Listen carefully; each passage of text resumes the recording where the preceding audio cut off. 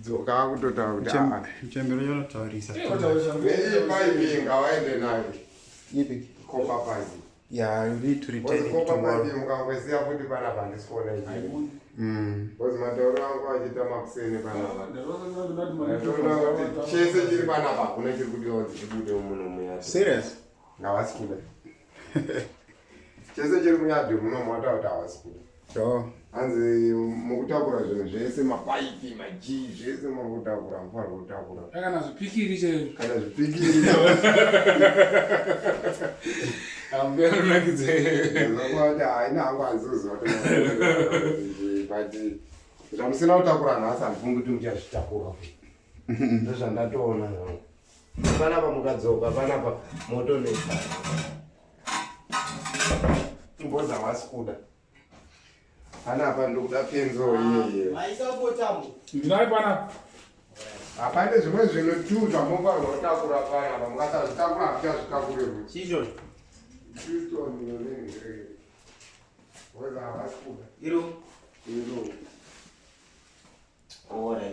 Crystal insulation 2 nema boards. Aye. Mukasatongoyatakura ndonochiyatakura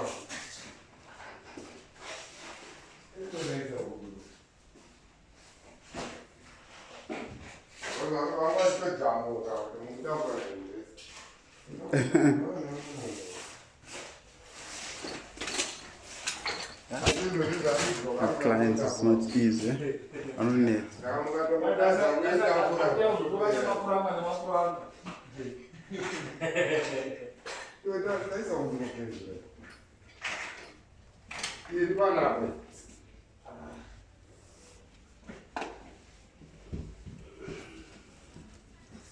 Wozi handisikuona achibvuma kuti muzotakure futi. Chimbuya takachona chinotaurisa bva musokutanga. Too much. Chititeki nevakomana chezvingosasa. Budgeting is not Exactly. Maona maona ndakaita exactly. Sina zvako zvakanosara kuchanda. Chipisikepa kuti wantiwe. Kuti mate bayubuda nawo. Hayi wazinanyosokwana. Maona ndakaita chauchaucha. Takatamba nevana. It's really straight.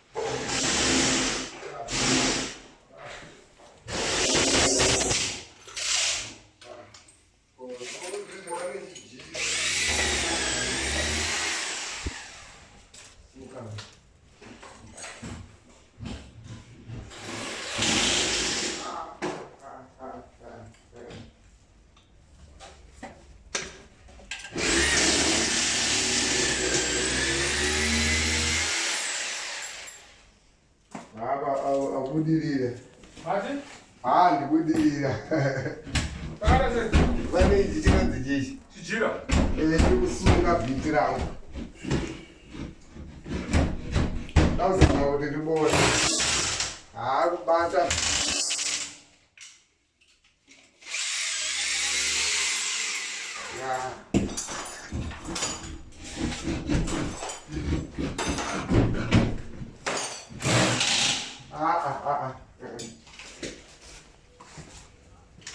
Insulation.